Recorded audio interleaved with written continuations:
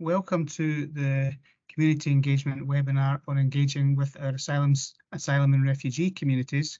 We're really pleased to have you join us today. My name is Derek Blues. I'm an engagement programs manager within the Community Engagement Directorate, and I've got the pleasure of hosting the session today, and I'll soon be passing you on to our presenters.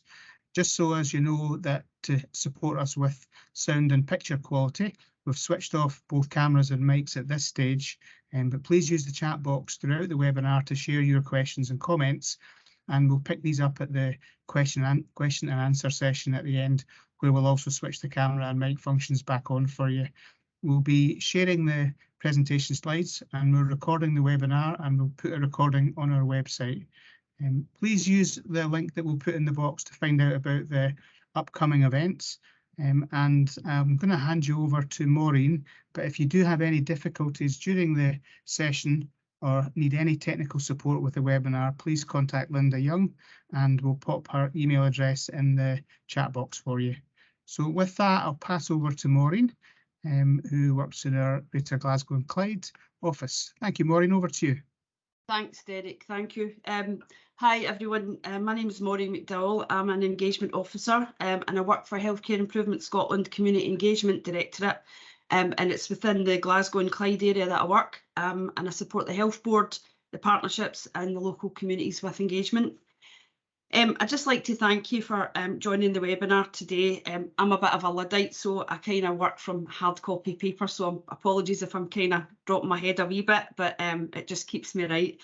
I'm really delighted that you've chosen to find out more or be introduced to how we engage with and work with asylum seekers and refugee communities in Scotland within health and social care. Scottish Government, with their new strategy, actually have renamed these people the New Scots Community, so I kind of go between the two different kinds of names. I would also like to thank the other speakers that have joined me today, who are Chris and Bernard. They're from the North Integration Network in Springburn in Glasgow, and Dr. Anna Black, and agreeing to take part in today's session too, as they have all got exceptional knowledge and expertise in working and supporting these communities in the real world. For my part, I just want to give you basic information and to set the context and point towards the definition of what an asylum seeker and refugee is. I'll talk a wee bit about the reasons for leaving and what they have to navigate in their journey before and when they arrive in the UK. Be aware some statistics are involved. Also how in health and care services we can actually learn from them and support this community towards better health and wellbeing as New Scots. Chris will talk about a wee bit about supporting the New Scots in North Glasgow, and Anna will tell us more about the right to health that they have. Okay, slide one, please. Slide two, sorry, it's two. Okay, so who are asylum seekers and refugees? This person is recognised as needing protection from danger in the country that they see as their home. This is European Convention on Human Rights 1951 definition. They need protection for many reasons. It could be due to war, natural disaster, being persecuted due to gender, religion or political views or ethnicity. The natural reaction for these people is to get out of the space where there is danger and to find anywhere that they can reach safety. So where do they come from? So I've looked at some Scottish Refugee Council information. It's a wee bit it's from 2017, but just to give you a sort of flavour and idea of what it looks like. There are at least 10 main countries where asylum seekers and refugees are coming from. 5 of the countries with the largest amount of people who leave are Iran, Pakistan, Iraq, Afghan and Syria. Now, even in the recent months, political parties aside, we can see that the Ukrainian refugees have been added to people that are also looking for a safe place and that are escaping danger. Recent statistics just from February from the United Nations Refugee Agency have said that 8 million Ukrainians are looking for safety. That's within the year of the war starting. 4 million have remained in Europe and 7,000 have arrived in Scotland. The 7,000 is only 0.8% of Ukrainians who have arrived. They're being housed in boats in Edinburgh and Glasgow. Some other Scottish Refugee Council figures thinking about the general sort of population of refugees and asylum seekers, the UK is not the first place they want to travel to when they are looking for a safe place. The main hosting countries are North African and Middle Eastern European countries. Ethiopia and Lebanon, for example, 7.8 million were dispersed into Syria back in 2017. These are places that are close to where people are actually living, and they don't want to leave and go too far away because they've left family there, and it's where they belong. When fleeing your country, your neighbouring country is the understandable route to take, as you would be right in thinking to get to somewhere safe and not to be too far away from the family that you know. Some other statistics from a 2010 report from Scottish Refugee Council: of those seeking asylum, over 2/3 arriving in the UK and fleeing did not want to come here. 90% of the refugees were actually working and had a job in their own country, and none of them, or most of them, had no expectation that the UK would be their final destination. So how do they leave? What's happening when they have to make that decision? There are legal routes. For example, there's global resettlement programme as well as humanitarian visas that can be applied for when leaving, but these are very limited routes and take a long time to process with no guarantees. So a large majority will escape or flee within their own country or go to neighbouring countries for asylum, often through the people smuggling route. So what choices have they got to think about when they're making these decisions? People must consider the risks they're taking before they make this journey. This is a distressing decision, and I don't think it's ever taken lightly. They would be leaving family and friends, children and elderly parents behind. They would be living in a state of fear. They would have to think about money. They would be worried and fearful about if they were going to receive their basic needs, foods and shelter. What happens when they do find a place? Can they go back home to their country, and what will happen in the future? So when they arrive in the UK, it's a matter of the UK government to process that. And I've just took a quote from the UK government, the Scotland Act 1998, that asylum is a matter reserved for the UK government. It includes policy on asylum and the process of considering applications for asylum, the provision of asylum support and accommodation, and the operation of resettlement programmes. So what does this mean when we talk about the process of considering applications for asylum? People seeking asylum must do so at the port that they arrive or whatever point of entry they come in, to either be granted asylum or a temporary admission status. So this is the UK government law. The process, this involves being screened when you arrive, registered. People get their fingerprints taken and questioned about their journey. They're given an application registration card. They're given a cashless money card, which a while back it was £35 per week. I don't know what the most recent amount is. And they're given a biometric resident permit. When this happens, their case is allocated to a decision-making team who process their application on a red, amber, green system, and this is the dispersal team. Now, at this point, they're still within the processing system, and they will be dispersed to various locations. So they've not been granted anything. In Scotland, Glasgow has been the main location for most of the people being dispersed, and they're still within the decision-making process as to whether they can stay or not. Following that, there's a substantive interview with the Home Office. Either two decisions can happen. They're either accepted and receive refugee status, or they're declined and have to appeal to a tribunal. While waiting for the result, they are dispersed to these different locations in the UK. So when they arrive in Scotland, the most recent development is the New Scots Strategy 2022. Angela Constance, the Cabinet Secretary for Equality and Social Security and Communities, says in their foreword that the New Scots Strategy supports refugees, asylum seekers and our communities to be involved in building stronger, resilient communities which enable everyone to be active citizens. The actual document was, they had an input, they engaged immediately with the asylum seekers and refugee community Over 700 of them contributed to the development of the strategy. And the strategy will help support people who have arrived here to build meaningful and sustainable lives. There's 5 principles to the strategy, and I'll just be briefly touching on them. One is that there's integration from day one. The key principle is that refugees and asylum seekers should be supported to integrate into communities from day one on arrival, not just once their leave to remain status has been granted. The next pillar is the New Scots strategy aims to empower people to know about their rights and to understand how to exercise them. It's a holistic and human rights approach to integration. Refugees involvement. The strategy actively encourages refugees and asylum seekers to be involved in helping to strengthen and shape strategy. It talks about inclusive communities. New Scots strategy supports asylum seekers and refugees to be involved in communities, building stronger and resilient communities, and enable everyone to be active within that community. And partnership and collaboration.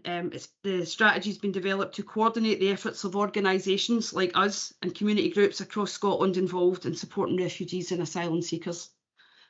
So how can we, within the health and care community, support delivering integration and how we can support the New Scots communities?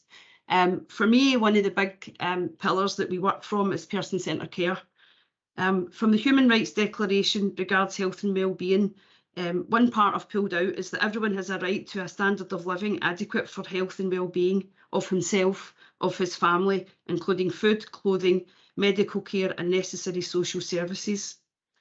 So looking at the New Scots strategy, this is the strategy's incorporated everything that the human rights have laid out, and hopefully it meets the brief for everybody.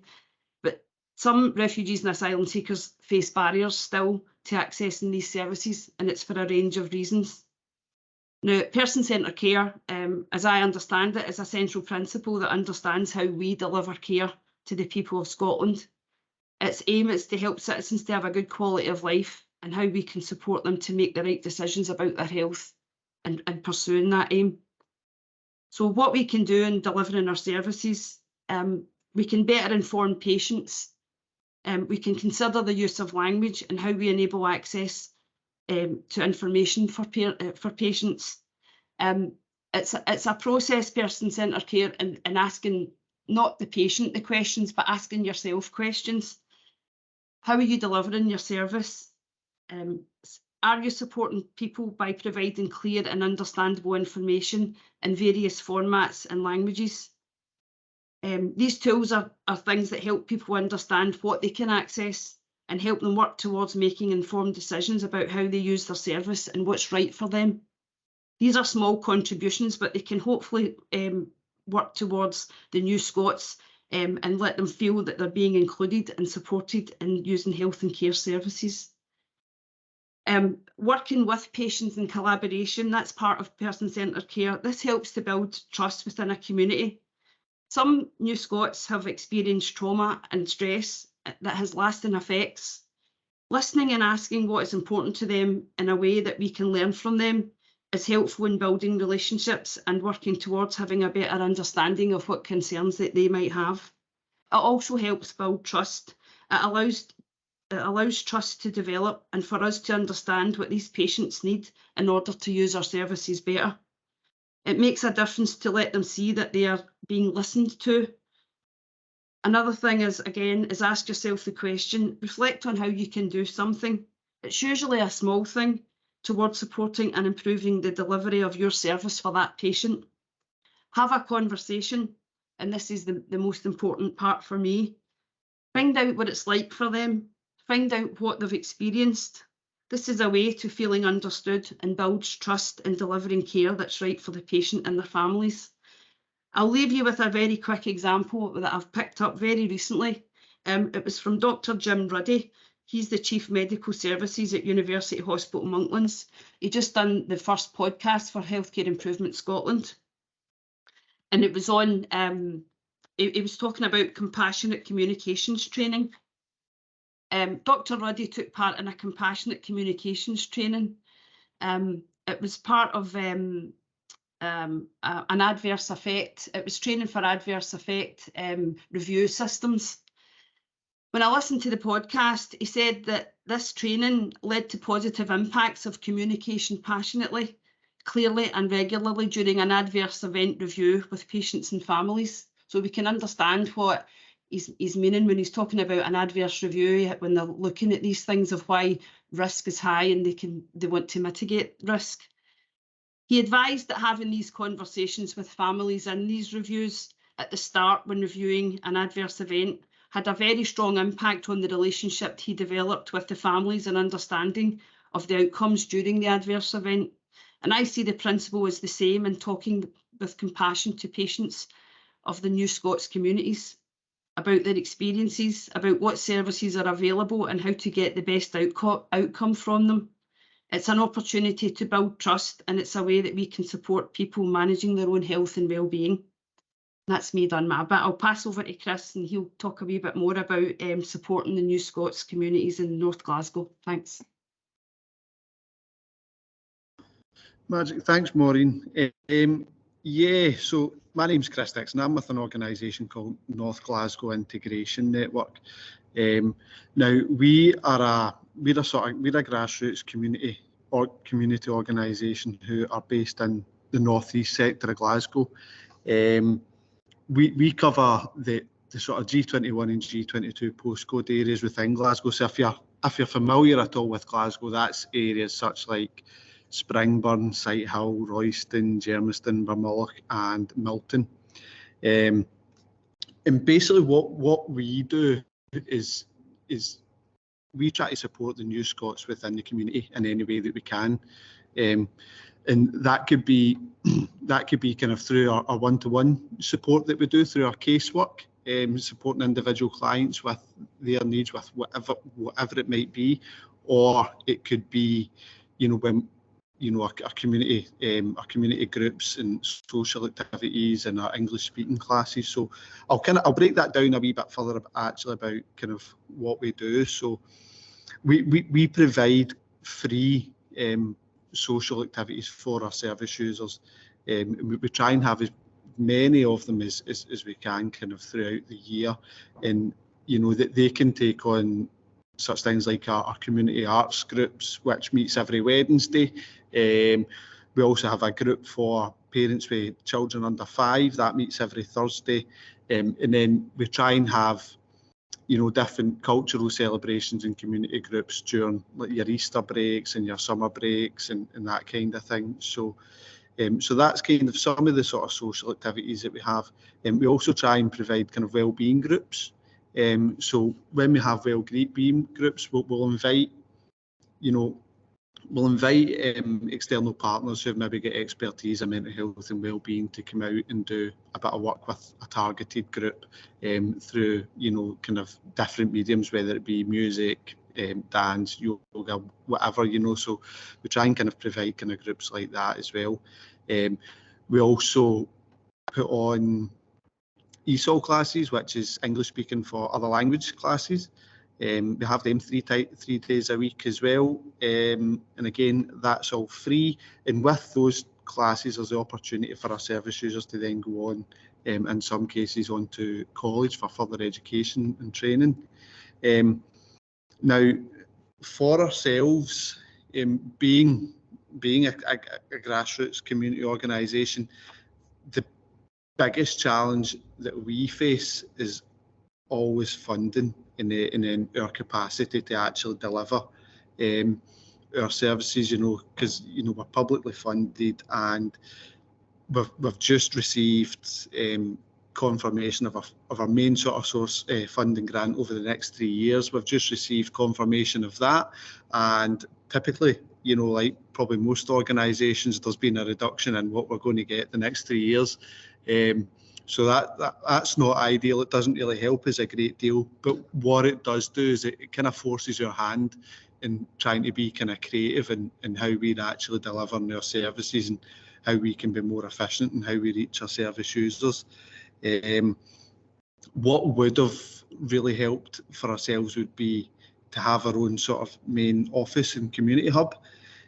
Previously, we did have our own space within the community, but COVID decided to put a kibosh to that and to change that. So, you know, a previous hub that we were in was repurposed as a vaccination centre, and you know, we had to leave. I've not had the opportunity to move back in yet, but we're hopeful that that can be done, because you know, it's difficult.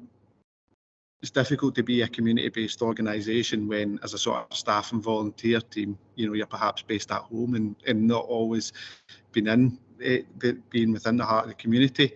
So, because we're facing that then gives us another sort of challenge, in that when we're trying to plan, you know, our community groups and activities, we're at the mercy of other venues, because we're having to, you know, organise programmes, you know, within other venues within the community. So again, yeah, that in itself throws up its own kind of challenges. I mean, for example, one of the venues that we had used, you know, fairly regularly, we had a long-term late booking within that particular venue. He used our hall, and then one of the days we turned up, you know, to have our normal service activity, and we get told we can't use that venue because they're deciding to get new fire doors put in that day. And you're thinking at that time, that's kind of something that you should know about ahead of time, you know. But you know, that's some of the challenges that we face as an organisation. But in terms of when we're doing our casework support with our clients on a one-to-one basis, you know, we're supporting people with a whole host of issues. You know, some things that we can directly support them with, and then there's other things as well that people are coming to us seeking support because they actually just perhaps do not know where else to go and where else to turn. You know, for example, we have people come to us with issues around their housing, you know, concerns that they've got within their actual property, you know, that they're maybe not getting heating or whatever, and they often they'll perhaps try and contact the housing association or whoever it is that's put them into the property that they're in, and they can, at times, people can be really struggling actually making that contact. So what they do is they might come to us, and you know, we'll try and facilitate that for them to try and make that contact, you know, so that they can get that issue resolved. You know, but that's a more kind of practical issue and challenge that some of our service users face. But some of the other things that people have identified when coming to us is things like, you know, when you're a new Scot within the community, you know, sometimes people can identify that they feel that they're not actually being treated as an individual themselves. They're not being treated as a sort of human being, that it's almost more like a statistic. And actually, I think when people are reporting that to us, you know, it must be true when all you have to do is, you know, watch the news or listen to some of the media, and then all you see is news reports about X number of asylum seekers coming in to the country, and it becomes focused more about, you know, a number rather than about human beings and these people's lives and what they're actually experiencing. And not to mention just the uncertainty of being housed in a community which is perhaps, you know, unfamiliar to them.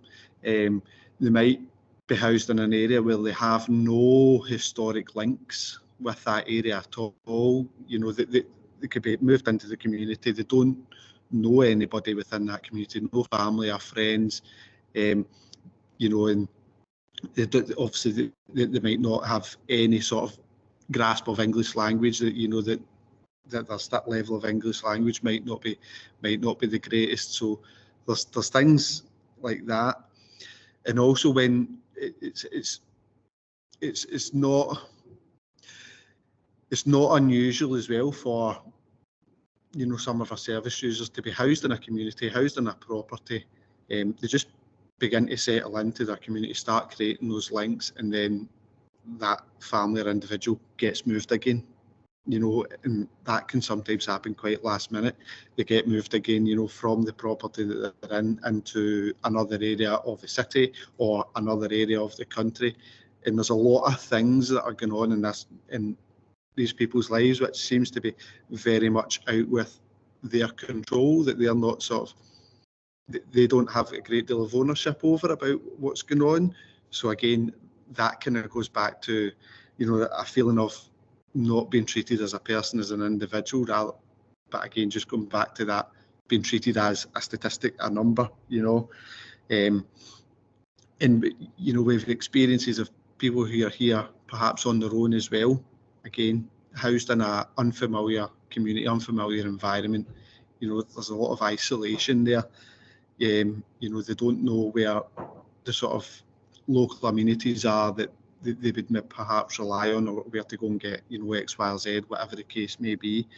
And again, on top of that, you've got people coming from, you know, a real diverse sort of array of backgrounds, you know, and there's people coming here with real kind of, you know, real deep experiences of trauma, you know, and perhaps mental health issues and that going on. So we work with people really quite closely who come from, as I say, a kind of real diverse sort of background of experience, and they've all travelled here, you know, made that decision to come here, you know, on their own sort of volition, but people don't kind of come here for nothing. And what we find is that when we do get people to engage with our services, they really do, you know, they're sort of all in, you know, and they really kind of throw their heart and soul into the sort of activities and the groups that we try and provide. And the service users that we get come along, particularly when we are having, you know, cultural celebration events, you know, we find that having things like food is a real big bridge, you know, that brings people together. And just having things like that, the people that we have come along, that, you know, they're very grateful for the support that they get, but also very grateful for the support that they get, but also very generous with, you know, what they have and wanting to share. But what I want to do is we've got one of our volunteers and service users with us, Bernard, who just wants to share a wee bit about their own sort of lived experience coming into the community, and about, you know, about the supports that are available. Hi, my name is Bernard. I came in UK from 2020 with my family, and So you came here with your family, and what was your first impression when you came to Glasgow? Like, how did you feel at the time? Yeah, actually, when I come to UK, I was in London, but my husband has some friend in Glasgow. They say come to Glasgow because here is have more help for asylum seekers and for family. And we think about it to say, yes, it's better because we come here about our children and better life. When I come here in Glasgow, I was pregnant first years, and I had a small child. I couldn't go out and couldn't go to classes and college. And it was COVID. It's very hard when I asked about class or anything for children. They say, no, we don't have anything because about COVID. After that, when I had a small child, they moved me in the new house, a new area. And when I come to Springburn, I come to the church here in this church, and I knows about the class, our activity, because it was after COVID, and they will start new activity and new idea with family. And it was Lori, and Lori, she was helped me so much, and she she pushed me because I couldn't speak any word on English, and they push me every time. They say you can do that, you can study, and you can go to college. I think about, because I like learn more language, because I can Kurdish and Arabic and Swedish, and I have hope in my brain. I will learn me English also, because the help for my children or for my husband, because my husband can't speak or writing in Kurdish also, not just English. And after Lori, I know Chris, and Chris, I will say thank you very much, because he's very, very helping, for not just for me, for everyone when come to the chart or come to the activities about ESOL class, or about activity, about child, about community child. Yeah. Excellent. Okay, so so as I say, I just wanted to have the opportunity here to just kind of share a little bit about what we do, how we engage and support our client group, our service users within the community. And I thought really, for ourselves, better firsthand actually, just having one of our volunteers coming along and just kind of speaking a little bit about their own experiences. Okay, so that's everything from myself. So I don't want to keep you too much longer, if that's all right. Thanks. Thanks, Chris. I think we're passing to Anna. Hi there, thank you. So that was great to hear all that, Chris, and I'm really excited about hearing all the links in the chat as well that people are making between different groups. It's great to see. So my name is Anna Black. I'm a GP in the Glasgow area. I work with marginalised groups, I suppose you would call them, but I don't quite like that term. So I tend to work a lot with young people through our youth health service in Glasgow, and also in GP practices with a high population of New Scots. In addition to that, I'm a GP at Dungavel Immigration Removal Centre, which obviously is a different area as well that New Scots sometimes experience. I finished a PhD. It took me 10 years, but I did finish it looking at how women with experience of the asylum system access primary healthcare in Glasgow, and through that work directly with a lot of people who have lived experience of the asylum system. And for the past 7 years, I have worked to embed and provide biannual, sometimes even more, training to healthcare workers in Glasgow, particularly in primary care, about caring for asylum seekers and refugees. And that's become part of the core curriculum. So every GP now that qualifies in the Glasgow area will have had a half day's teaching, which isn't a lot, but it's a lot more than what they used to have around caring for asylum seekers and refugees. I'm also a trustee of the Govan Community Project, which is similar to Chrissy's organisation, but is in the Govan and Craigton area, used to be called the Govan and Craigton Integration Network. So that's a wee bit about where I'm coming from when I'm talking about that today. And previous speakers have talked already about the right to health in Scotland for New Scots. And it's quite simple, really, actually, the right to health. So anyone who has made a formal application for asylum, whether pending or unsuccessful, is entitled to treatment on the same basis as a UK national who is ordinarily resident in Scotland. And the same is true for refugees.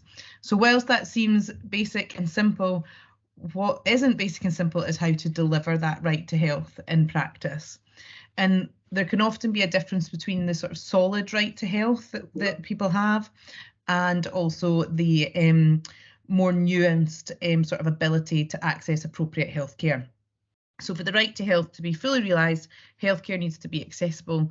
And as we know, for many groups, including asylum seekers and refugees, that often isn't.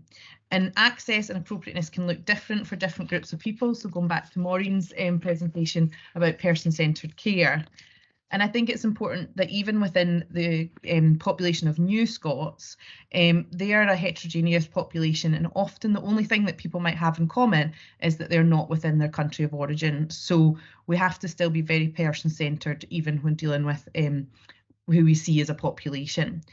And it's a common theme across different groups having difficulty accessing health. So marginalised groups such as homeless, disabled, deprived, people from deprived areas, women or ethnic minorities. So an intersectional approach needs to be taken. And people seeking asylum or part of the asylum process might experience many of these issues or identify with them. So we have to take all of that into account. So going again from what Chris said as well, the media is found to be really important within that. So as we say, there's quite a solid entitlement to health. However, the context of the hostile environment within which people, New Scots must access healthcare is really difficult. So we've got the negative media coverage, we've got constant moving of people. So we saw during COVID, a lot of people got moved into hotel accommodation, but even before that, often people get moved with very little notice across the city, which breaks them away from their health practice or healthcare workers that they've been working with, as well as breaks them away from any other community links that they have. We also have, as I mentioned, I work in the detention centre. Some people that we see there, I saw someone this morning when I was in who has been in detention 8 times. So all of that is extremely disruptive. It removes them from where they've settled. Often they're bailed to somewhere different. And then we've got obviously negative media coverage and wider policies such as offshoring to Rwanda or the new Nationality and Borders Bill, which can undermine entitlement and create sort of discourses that people are undeserving of care, even if they do have an entitlement for it. And through my clinical work and my PhD, that was found to be internalised by those attempting to access services, but also by those providing them. So the majority of healthcare workers who I interviewed didn't actually know where the policy was around entitlement. They felt that people were entitled, but they weren't entirely always sure. So often people felt that they were breaking rules by providing free healthcare, but they could all recall negative headlines or negative media stories. So even if I dare say it, people who didn't read the Daily Mail, which I would say is a main perpetrator of this, could probably tell you headlines that they'd seen in the Daily Mail from newsstands or online. And some also within healthcare expressed suspicion. So because of these stories, they were affecting their thought process in making judgments about who would be deserving for healthcare. There's ways to do this and ways to overcome it though, which I want to talk a little bit about. So there's a great resource called the Doctors of the World organisation is based in London, and they have a great resource called the Safe Surgeries Toolkit, and we're going to put a link to that in the chat. And it suggests ways in which surgeries or services can make themselves safe for people accessing them. Some of the resources in it are quite England specific, and there's slightly different entitlements around healthcare for England. So just if anybody's going to use the resources, just be cautious to transfer them over to the Scottish entitlements. But it includes things like having trauma-informed waiting rooms, so a welcoming reception, having a separate phone at reception that can be used for interpreting if somebody needs interpreting at reception, because often that's a barrier. Having posters in multiple languages, and an example that I've seen used in Govan Hill actually is to have language specific clinics. So instead of phoning an interpreter for each patient, if you have a certain number of your population that speaks a specific language, and some surgeries can be very mixed in what languages are spoken, but if you have kind of prevailing languages, you can get an interpreter in for the afternoon and you could have a clinic specifically for that language, and they could maybe help with doing any administration or anything else that you would need an interpreter for. I think information and training is really important. So, giving training, and that's something that I found there was a real need for when I started to embed training in the curriculum for primary care. So it needs to be trained about the right to health for this population and the right to access, including language access and culturally informed healthcare. So an example of that was when I worked in A&E for a while, I did an audit about the attitudes of staff with regards to organising interpreters. And sometimes the attitudes were quite poor, and people thought, well, this is money that's been spent and this person can manage to understand what I'm saying. But that's understanding basic language is a bit different from understanding a health consultation. And actually staff were really shocked when I presented the audit back. They didn't know that it was a right to have language interpretation. And once they knew that it is a right of people, attitudes actually quite changed. So it wasn't just they were kind of lucky if they got the right person. So I think part of it is around just sort of giving the information that needs to be given to empower staff as well to do the best job possible. And it's also a two-way learning. So, you know, we understand people's healthcare experiences from other countries, and we need to sort of understand how different countries deal with health and different cultural perceptions of health and illness and presentations and behaviour. And I spoke at a symposium recently, an international conference, and it was really helpful because the speakers that were on the panel were talking about that actually there can be such a Western arrogance. You know, we assume that everyone who comes here must be so pleased to have the NHS because it's, you know, really super. And whilst I'm very proud of the NHS, it doesn't mean it's the one way to do healthcare. So actually there's something around, you know, listening to others and learning from others and seeing how we can improve our healthcare approach as well at the same time. So it's a shared journey. Again, having links with community organisations from within health and also providing education about healthcare in Scotland. So a great example of that was a surgery in Port Glasgow that I worked with when the Syrian resettlement programme happened. There were some Syrian refugees housed in Port Glasgow, and they invited them to an open evening at the surgery so that they could meet the staff and so that they could also learn about healthcare within Scotland and within the surgery, so that they could know who to access, when to access, and how healthcare works, which I think was a really good example. And as was mentioned earlier, I think be really aware of the context people are seeking healthcare in. So the environment they're having to go through, being moved, if someone is late for an appointment, but you know they're in chaotic circumstances, you know, maybe given a little bit more leeway, trying to accommodate them, and think about times that would be easier for them within the circumstances that that they have going on in their lives. And that came out through a training session I did where we had a lady, Nesreen, with lived experience, who's a fantastic speaker, and a GP got in touch with me after that, who'd been a GP for 30 odd years, and sort of, you know, said to me, I was really shocked, and I reflected on my own attitudes when I have to rewrite referral letters for people when they have maybe not turned up at a hospital appointment and they wanted to have a way in which to have to be re-referred because their address had changed. But he said after learning about how dispersal happens across the city and how asylum seekers are often moved with very little notice, he said, I'm actually going to reflect on how tolerant I am of that and trying to improve my skills around making those referrals without feeling sort of annoyed or that it's using up my time, because I realise that when you're in the middle of all that, the last thing that's on your mind is letting the GP know that you've moved address straight away. So it's great to see ways that people are sort of reflecting on their practice. And then providing ways to communicate, so booking interpreters, you know, using language line, and also working with the interpreter as part of the team. So part of the training that I do for healthcare workers is having an interpreter there to talk about the best way to work with interpreters as part of the team. And I think that's something that's often missed in healthcare, is that we ask for interpreters to come and help us, but we don't have much training on how we work effectively together and that they're part of the team. It can't happen without them. So things like that is sort of giving them time to prepare if they're going to, because the interpreter always points out it's them that actually has to break the bad news. If there's bad news in a consultation, it might be me as the GP saying it, but the person can't maybe understand what I'm saying, so the interpreter has to be able to do that, and they get the initial reaction to it. So it's sort of giving them room to prepare themselves for anything like that, and a communication as well. And also remembering people, not everyone can read and write in their own language, everyone's had different education opportunities, so asking interpreters to help with any verbal interpretation of written materials can be helpful as well. And there should be a link in the chat as well that in GD&C there's now also a number and an app that patients can use to phone into the surgery, so they can actually phone via an interpreter, which can obviously help if they have to initiate contact with any surgeries. I think sort of being culturally aware and competent is so important, and we talked about that. I talked about that earlier, and I think actually somebody used a great phrase recently, which was saying every consultation is a cross-cultural encounter, even if it's between two Glaswegians, because we all live in different areas of the city, we all have different life experiences. So actually any of the lessons that we're learning from this, we can use in every consultation or every encounter that we have as well. So it's always about that shared learning.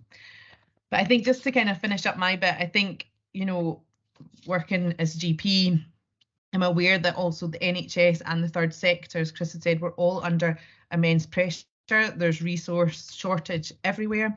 From a GP perspective, primary care, I would say, is pretty much on its knees just now. However, so we have to be kind to ourselves as we try to do this, and we're, you know, make the changes that we can make. And I think that every sort of change that we can make a difference in people's lives and a difference in our experiences also as providers of health. Because all of these cuts and all of these, you know, the more pressure that there is on the system, the more negatively that affects the progressive realisation to the right to health. But we as individuals can also still try to make small changes as we can. And sometimes those changes will be better for everyone, and they will help make our time when we're working with people easier and create space for more change. Whilst we also need to push policymakers to change the system, but that's another talk probably altogether. I think also I just feel I should give a nod, because of my role at Dungavel, to just be aware of the effects of detention on people in our communities, and the fear that detention can bring and the adverse effect that can have on health. That could again be a talk on itself, and it's quite a specific area, but I have asked for a link to be put into a recent BMA report on the effects of immigration detention on individuals' health. So that's me. Hope that was really helpful. Anna, thanks very much for your session. I know we've got a number of questions in the chat box, so I'm just going to bring my colleague Wendy in. Thank you, Derek. Yeah, there's been a few questions posted, and many of them have been answered in the chat box as well. And that ranges from making a referral to who the groups are open to. So thanks very much to everyone for answering those as they came through. Great to see lots of people networking as well. Some great resources have been shared. Now, I know that the links are going to be posted, or some of the links are going to be posted at the end of today's session or discussion, but I want to particularly pull this one out, and I think it may be for you, Chris. And it was a great question that came from Susan Little. And it was what you consider, or what do you consider to be the top 3 issues facing asylum and the refugee community who engage with your services? Yeah, no, sorry, that's a good question. Sorry, we get kind of disturbed because we're in a community venue, you know. As I say, as when I was talking, we're at the mercy of other people when we're in here, so I've just been asked to move from one room into another. But yeah, that's a real kind of difficult one, because it can very much depend on that individual and their own circumstance. You know, so the most obvious an immediate barrier for that individual would be language, you know, because, you know, I haven't been totally unfamiliar, you know, with sort of local language, with English as such. It just makes it all the more harder to perhaps communicate what would maybe be a simple message. You know, it just makes communicating that simple message so much harder. You know, so that's just sort of obvious and immediate barrier that people are going to come up against. But added to that, there's also the lack of understanding, you know, from people in the community of different cultures and backgrounds, you know, and traditional sort of practices of New Scots. So what I mean by that is, you know, is appropriate practices for, say, when somebody goes to visit a GP, about who is the appropriate person for this person to see when they go and visit a GP and whatnot, you know. So it's actually being mindful of those kind of things. You know, and again, that's obviously a difficult thing to even be mindful of if you don't have the information beforehand, you know, about a person's sort of background and their own experiences. But yeah, your sort of immediate, you know, barriers is the language. Thanks, Chris. Thank you. I'm going to let Anna come in, because I was actually going to open it up, because I'm sure there'll be many other perspectives on potential barriers. Yeah, I just thought I would come in as well on that one, because I think three sort of things that I would say. Probably isolation is a huge issue for people. You know, they've moved away from family, friends, and can often be quite isolated in the community. And I think poverty and being unable to work and it depends on your route through, you know, there's different schemes. So some people arrive and have the right to work and some people don't. So I think that can be really difficult. I think with regards to accessing health, I think that is really tricky. And we're also quite unusual. Like, there's not many countries that actually have primary care. A lot of countries have systems where people go straight to secondary care or would be able to access a special, you know, you'd be able to access a specialist directly, and you would have your paediatrician, you would have your gynecologist, and people have got really different levels of healthcare and expectations from that. And I think, again, that's part of that being kind of curious and interested in people's you know, experience of healthcare, because some people have came from countries that have got really great healthcare systems that have maybe been disrupted by things that have happened in the country, and other people have come from countries where healthcare has not really been available to them for a very long time. And if you're used to a private system and you come to the NHS, and GPs are gatekeepers as well, so, and we're not just gatekeepers, we do lots within that, because we can treat a lot of things in general practice and in primary care as a wider setting. So as Chris said, knowing that you're not getting fobbed off when you get asked to go and see someone else, because it's actually they might have the best skills to help you, but that can be very difficult. And when we're accessing healthcare, we're vulnerable, just as if we had to access healthcare in a system that we weren't used to. You feel vulnerable and you feel quite defensive. So I think, again, it also comes down to what we really don't have in primary care a lot of the time, which is time, and actually having time with people to explain, you know, the processes and where people can go. And I think that's where great links can be made across primary care particularly, and community networks and community groups such as Chrissy's, to try and sort of support that process for people. Thanks, Anna. Those were great points made. I know that we've got, now I want to pronounce this right, is it Nursat? I'm going to let you come in and you can tell me if I pronounced your name wrong, so advance apologies. If you want to come in with your question.